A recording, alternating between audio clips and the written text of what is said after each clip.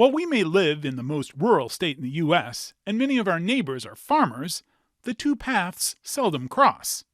So think of today's program as an invitation to find out what's happening on the farm as we discuss Open Farm Week, why it's important to know where our food comes from, and the significance of agritourism in Vermont and our region. Good afternoon, and thank you for stopping by Across the Fence. I'm Keith Silva in for Amy Finley. Today, August 3rd through Sunday, August 9th, is Vermont Open Farm Week. It's a celebration of local food and farmers, and it's Vermont's spin on something called agritourism, which in Vermont we just call tourism. To find out about some of the events taking place during Open Farm Week, we're joined over Zoom by UVM Extension Professor and Natural Resources Specialist Lisa Chase. Welcome back to Across the Fence, Lisa. Thanks for having me. We may not be face-to-face in the studio, but Open Farm Week is very much an in-person event. Talk about it. What is it? Open Farm Week is a week-long celebration of the many farms that we have all over the state, doing so many different things and producing such amazing food, fiber, and even fuel. For that one special week of Vermont Open Farm Week, there are farms holding events specifically to invite people to experience their farms. Now, farms are open all year round, but this one week really puts the spotlight on many farms all over the state. So I mentioned agritourism in my introduction. This is an old idea. It's been given new life. What are the origins of agritourism? You know, one thing that's important to realize is that gathering on farms, sort of the practice of agritourism, coming together for harvest celebrations or planting or barn raisings or collectively boiling maple syrup, that has really been around probably as long as agriculture. I mean, certainly there's Abenaki traditions, indigenous traditions, where people come together around agricultural production and harvesting and celebrations. What's new, though, is that in today's society, so many people are completely disconnected from food production.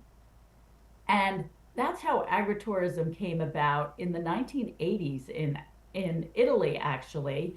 They were especially concerned about the urban migration and sort of these abandoned farmlands and farm buildings in the countryside. So the Italian government set up incentives to bring people back to the rural parts of the country and encourage them to share agricultural traditions. In 1985, the first national law in Italy about agriturismo was passed, and then many other countries like the US looked to what Italy was doing and followed suit by giving it a name and treating it as a segment that's very appealing to visitors. I was thinking of that Italian model that you just spoke of in reference to Vermont, and yes, I mean, Vermont being a rural place, a lot of people in Vermont, do all the things you're talking about all year long. So is this pitched to necessarily a Vermont audience? If I live in Montpelier, should I still go to my local farm? I probably do that anyhow. But it's still important to go out and to make sure that these people in your community recognize that you appreciate what they do, regardless whether you go to the farmer's market every weekend. That's right. And I'm going to say agritourism, visiting farms, is for everyone. It's for your next door neighbors. It's from people 10 states away or 10 countries away. For one of the really fun things about agritourism is that farms end up bringing people to their homes, to their fields, to their barns from all over the world. And that can be a great experience for the farm family as well. As vacation rentals like Airbnb and Vrbo have become more popular, have you seen an increase in farm stays in recent years? Yes, I will say that those platforms, especially some of the low infrastructure platforms like HipCamp and Harvest Host, those platforms have made it easier for farms to figure out safe and entertaining ways to bring people onto their land overnight. What are people looking for when they do a farm stay? Do they need to milk the cows? Do the farmers want them to milk the cows? Milking cows is certainly still one of the very popular activities. In general, I would say visitors to Vermont, especially, are looking for authentic, immersive experiences. People want to get off their screens, get off their phones, and they want to get their hands dirty and be with real people doing real things. And nothing's more real than farming. But it's a good point, and authenticity is the key in this, Lisa, because it's not a show place. You're not milking a pretend cow. You're really doing the work. If you really want to get out there and smell everything and feel everything, it's authentic. This isn't just sort of like a pretend or practice, setup to farm. It's real farming. You're involved in the farmer's day-to-day life, correct?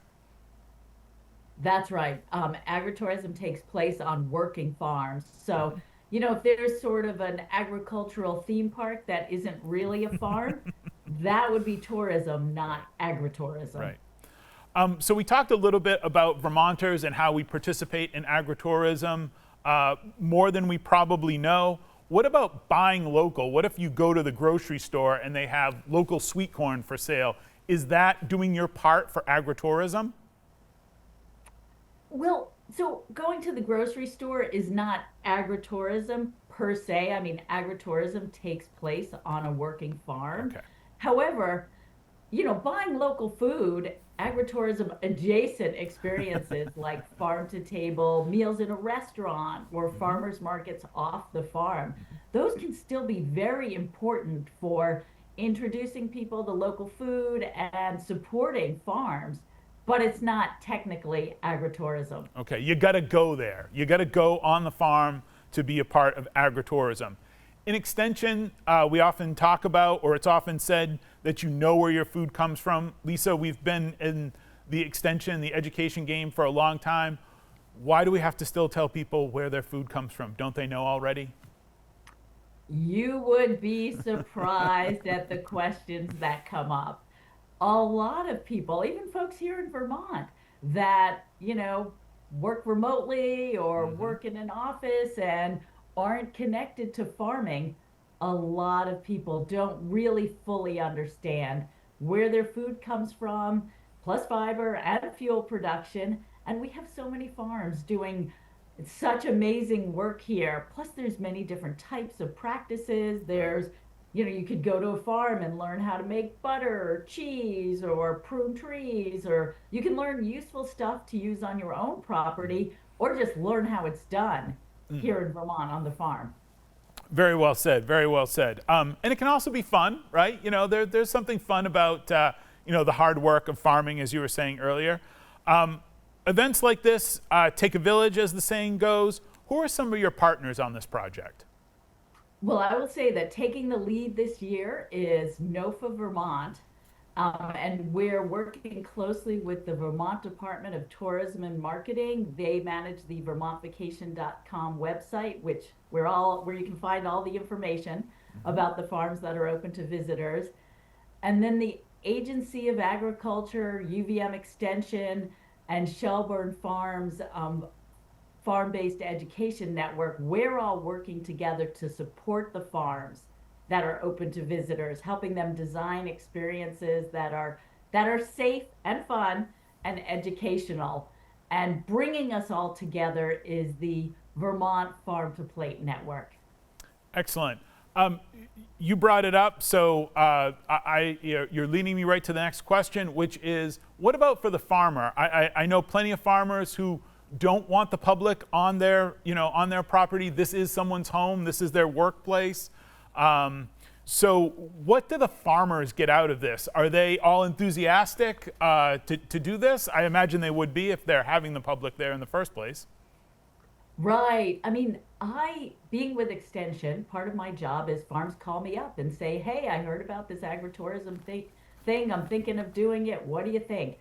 And the first thing I let people know is agritourism is not for everyone. You have to really want to interact with the public and share your agricultural heritage, which some farmers love doing. It's a great experience for them and the visitors, but it is not for all farms. And so it's really important that we work closely with the farms that are open to visitors and make sure they're providing safe, fun, and educational experiences. The safe part is very important. Farms can be dangerous places, and you wouldn't want the public doing that. Just about a minute left, Lisa. What would you like to highlight? I heard you say earlier that it's not all food. There's fuel that people can learn about made on farms. So any particular farms you'd like to highlight or events taking place that you'd like to say? Oh gosh, yeah, go on the website. There's so much going on. There's over 20 farms and more than 30 events all over the state. Some really fun fiber events this year, cashmere goats in Alberg, herding and woolcraft demonstrations in Westminster. I'm based out of the Brattleboro Extension office and I live in Dummerston, so shout out to Scott Farm in Dummerston. They've got a crepe night and also a fruit tart workshop that I will definitely be attending. Excellent. And I think that's the other beauty of this event is it's all over the state. This isn't just a Northeast Kingdom thing or a Chittenden County thing or a Brattleboro, you said you're from, that area down there, that mysterious southern part of the state for those of us that are up here in the further north. Lisa, thank you very much. To get a full list of the farms participating in Vermont Open Farm Week 2026, go to the website on the screen and find out what events are happening in your area. My thanks to the team behind the scenes here at WCX who are always open to our visits. I'm Keith Silva. This is Across the Fence. Thanks for being part of our family.